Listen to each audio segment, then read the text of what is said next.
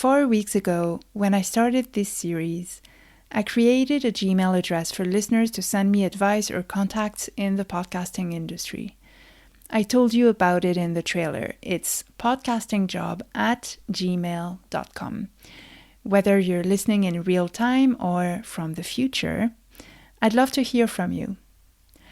Up until a week ago, I didn't really check that inbox because, truth be told, thus far, I had kept the making of this audio series on the DL. I told my friends and my 29 Substack subscribers who are, well, mostly my friends. I just wanted to make sure I was onto something that could be of value before I shared it more broadly. But last Sunday, over breakfast, with my laptop open in front of my cup of coffee and fruit salad, something told me to check that inbox. And to my surprise, there was one email. It had been sent 2 days prior. Sender, Kate Garlinge. Subject line, Hello from BC. Hi everybody, I'm Brune Smith, an indie podcaster looking to bring her skills to a podcast production team. This is week 4 of Podcasting Job, an 8-week limited series where I take you behind the scenes of my job search in real time.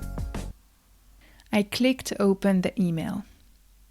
Hi Brune, I'm listening to your Podcasting Job series. Brilliant. My current job as a producer is winding down, so I find myself in a similar boat. She then let me know she was American and was living in Canada. She continued, Despite being on opposite sides of the Atlantic, I like to think there is potential to collaborate. I have a long history of work for public radio, both CBC and NPR, prior to my current role. I have little doubt that you'll land a fabulous podcast producer gig given your innovative approach to job searching. But should you decide to branch out on your own, keep me in mind. A friend and I have a project you might find of interest. She was more specific about that project and linked to her friend's LinkedIn profile. Before signing off, she added, I also listened to episode 1 of Première Personne. Your storytelling skills are excellent. I was immediately swept up in your narrative. Thank you for sharing your path with us. Wishing you all the best, Kate Garlinge, podcast producer. To say that I was moved to tears would be an understatement. By the time I had taken in every piece of it twice, I was full body, ugly crying. It was having my weird idea of looking for production work on both sides of the Atlantic be validated by someone who had done the kind of work I aspire to do. But it was also that the episode Kate mentions at the end of her email was the very first one of my very first podcast and is one that I had poured my heart and soul into over 2 years ago, shortly after coming back to Europe after 5 years in Canada. I'll link to it in the show notes. And lastly, I was deeply touched by Kate's generosity and kindness. I felt seen. I replied thanking her and saying I would love to chat. We should be getting on a call in a couple of weeks. And I asked how she had come across the podcast. She said she found it on Apple Podcasts by typing podcasting.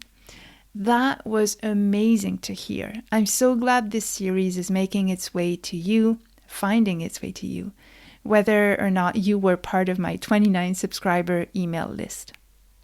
Kate's email was a true turning point. Before then, I often had moments of completely doubting the possibility of this new career I've chosen, asking myself regularly if my organically acquired skills would appeal to anyone on either side of the pond. So what Kate's email taught me is this. Keep doing your thing. Work on your craft. It will resonate with someone at some point. In moments of silence, when you're not yet hearing from anyone, hold on to Kate's email. So this week, from that place of feeling very encouraged, I took 3 main actions that I highly recommend to you if you're also an indie podcaster wanting to go pro or any kind of creative wishing to embrace a new career. I booked tickets to an industry event. I entered a podcast competition, and I emailed 30 of my friends and contacts to network, leading to pretty great results. So let's dive in. Number 1, I booked tickets to the podcast show in London that will take place on May 22nd and May 23rd. It is the biggest international festival for the business of podcasting and Europe's biggest gathering of the global podcasting community. If you're going as well, or you know someone who is, let me know at podcastingjob@gmail.com. I'd love to meet up or just come say hi if you see me there.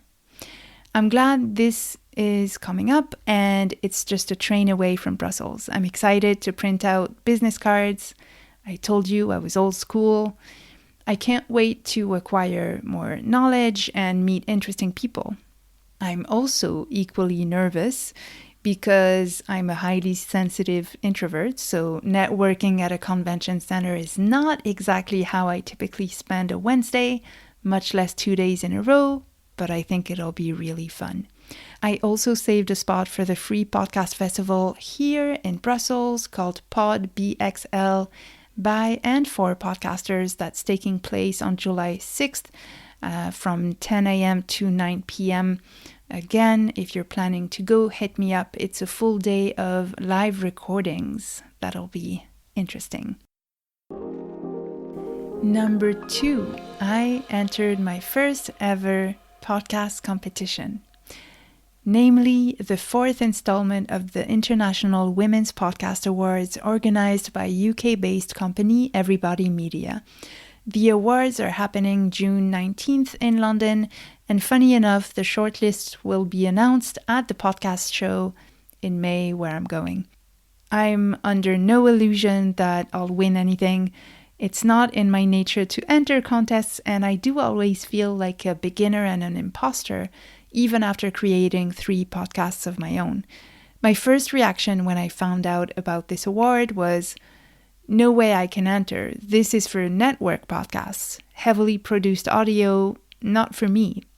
But then I read this on their website, quote, "The International Women's Podcast Awards celebrate moments of audio brilliance and the people who make that make them happen. We are proudly queer and trans inclusive. In a lot of respects, we are unlike other awards. We don't look at what genre your podcast is, and we don't care how many downloads you've had. It's about how you make the judges feel, how the story is told, how the point your guest is making is explained. You get the idea." End quote. So I thought, why not? I chose a piece of episode 2 of this series, Podcasting Job, and I entered the category Moment of Compelling Storytelling. Wish me luck. Number 3, I emailed 30 of my friends and contacts, especially people I've done live storytelling with in the past. I let them know about this audio series I'm doing and my new job search, and I asked if they knew anyone in the industry I could have a chat with. Within 24 hours, I had 12 replies, 6 of which gave me interesting contacts. Plus, it was awesome to get a life update from everyone. Some of them I hadn't heard from in a couple of years, and some of them I got to help in return. I must admit, at first I felt self-conscious reaching out to people after a long time, but it was actually wonderful to reconnect. I then reached out to those secondary contacts they'd given me, and I already have a few calls lined up for next week. Here's to being less afraid to network. We've got this. To be continued. I'll talk to you next week. This episode was produced by me with help from Julia Mermelstein and Mitch Butler. Special thanks to Erin Rogers. Thank you for listening. I hope you got something out of it. Before you go, I would like to kindly ask for your contribution. If you have any piece of advice for me or know anyone in the podcasting industry I could reach out to for help, please email me at podcastingjob@gmail.com. Don't forget to subscribe or follow the podcast wherever you're listening so you don't miss an episode. If you have friends who are creative thinkers of any kind, please share this episode on your socials. It might be of interest to them. Lastly, next time you're on the subway or in line at the grocery store, please think of me and leave a review of this podcast on Apple Podcasts so that others can discover it as well. Thank you so much. I'll see you next time.